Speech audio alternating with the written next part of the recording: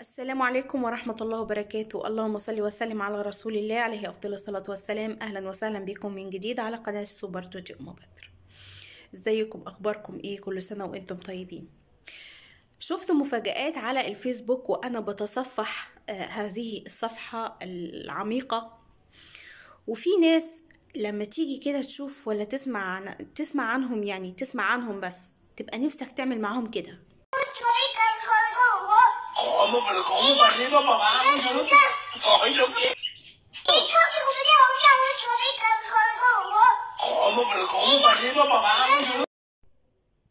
والله ببقى عايزه اعمل مع الناس دي اكتر من كده كمان. معايا النهارده موضوع هو ده تقريبا السبب ان انا اعمل الفيديو ده. لقيت البوست هيكون معاكم على الشاشه. واحد بيقول: البنت اليوم في بيت ابوها بتعيش في قمة الرفاهية، مش بيعلموها معنى قوامة الزوج وحقوقه وطاعته وحسن التبعل له. التبعل دي انا مش عارفة والله، بيقولوا لي يعني ايه التبعل دي. فتتزوج وعقيدتها بتقول: انا حرة، انا شريكة، انا صاحبة قرار، انا مساوية له او افضل منه، ولا تعلم انه شرعا سيدها ورئيسها وكبرها وفوقها وتحتها، تقريبا نسي يقول نصها كمان، والحاكم عليها ومؤدبها إذا أعوجت، بل وإنها أسيرة في بيته، ليس لها أن تخرج من منزله أو تأمره إلا بإذنه، حتى لو أمرها أبوها فطاعة زوجها وتوقيره مقدمة بلا خلاف. ده اللي بيقوله هذا الرجل، اللي معرفش ده بيفكر ازاي. طبعا انا عايزه اقول لكم ان كل الكلام اللي هو بيقوله ده، وكان معمول شير كتير جدا للراجل اللي هو كاتب البوست ده، ماشي. فالراجل ده مستفز جدا. بس انا لما رجعت الكلام اللي هو بيقوله، تقريبا كل الكلام اللي هو بيقوله اللي ياسمين عز بتطلعه للناس. ياسمين عز بتصدر العبودية، وبتصدر يعني انا عايزه اقول لكم ايه، انها عايزه الست تكون عامله زي الممسحه، يعني تتحط كده مساحه جنب الباب والزوج يدخل ويعدي عليها. مفيش عاملوهن بالمعروف، مفيش، ما تعرفش الموضوع ده. مفيش معروف بين الزوج والزوجه، وعاشروهن بالمعروف او فارقوهن بالمعروف، ده لو في مشاكل لا قدر الله. فين يعني؟ لا وايه بقى؟ يا لهوي يا لهوي على الذل. يعني شفتوا الكلام اللي انا كنت عايزه اعمله فيها في الاول ده، عايزه اعمله فيها واكتر لما سمعت الفيديو ده. انتي قاعدة جنب جوزك ما تتنفسيش وهو بيتنفس. تاني، لو انتي قاعدة جنب جوزك فرعونك ما تتنفسيش وهو بيتنفس. عيب، عيب يا مدام، عيب تتنفسي وجوزك بيتنفس في نفس الوقت. ننظم النفس وننظم. يعني بعد ياسي محمد وياسي احمد، وبعد ما كنت معترضة على كل الاكلات اللي هي رموش الست ولا صوابع زينب والمهلبية، كانت عايزة ايه؟ الواحد ياكل صوابع محمود ورموش احمد وشعر اسماعيل. انتوا فاهميني؟ عندها عنصرية. مش فاهمة دي بتفكر ازاي، دي طالعة للناس دي ازاي. المهم، وفي الاخر بتقول ان الست ما تتنفسي لو الراجل فرعونها يكون قدامها او يكون معاها. فاهموني؟ يعني ايه ما تنفسي ونظم التنفيس بيني وبين زوجي؟ انت قاعدة فين؟ في كوكب الصين؟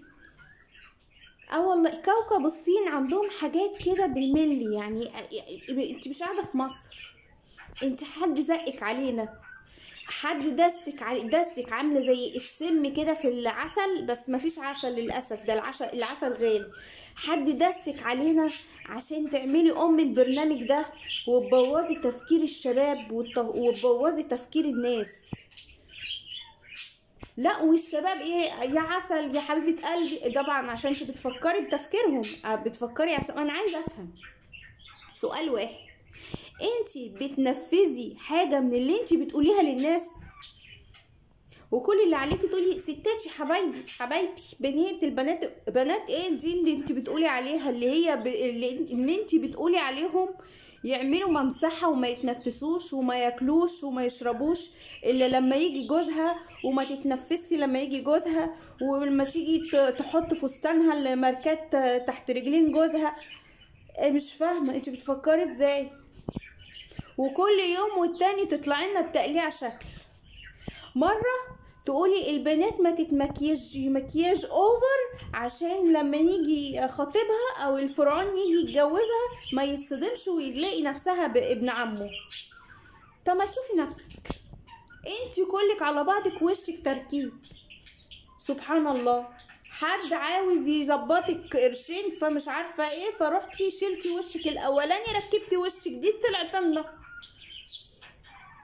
مفيش واحده عندنا وحشه، كل الناس احلى من بعض وكل واحد ليه طبيعته. هي حاجه واحده بس، ان احنا معناش فلوس. انا لو معايا فلوس هقلب نانسي عجرم. انتي معاكي فلوس ظبطتي وشك بالشكل ده. برضو هرجع لسؤالي، انتي بتنفذي حاجة من اللي انتي بتقوليها؟ ناس كتير من اصدقائها القدامى من ايام شكلها الاولاني بتقول انها ما كانتش بتفكر التفكير ده.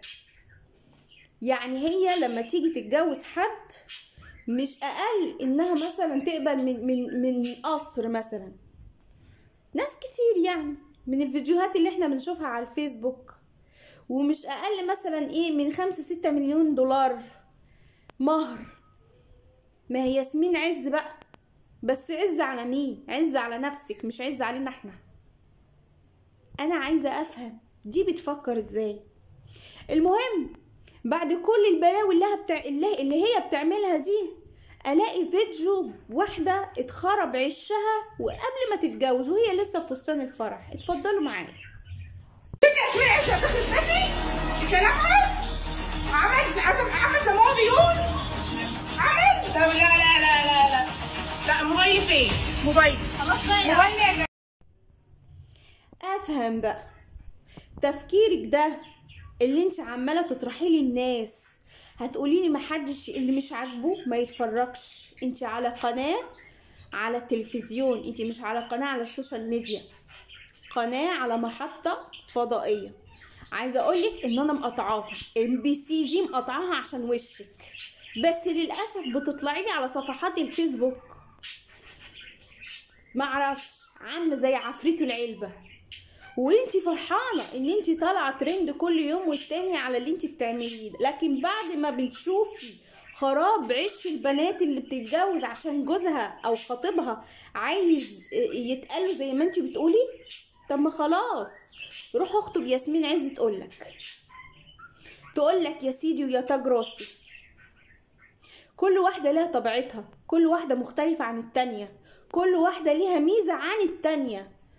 علشان كده لما بيقولوا ايه، بيقولوا في المثل الشعبي عندنا كل فولة ولها كيال. لكن ياسمين عز كيالها مين؟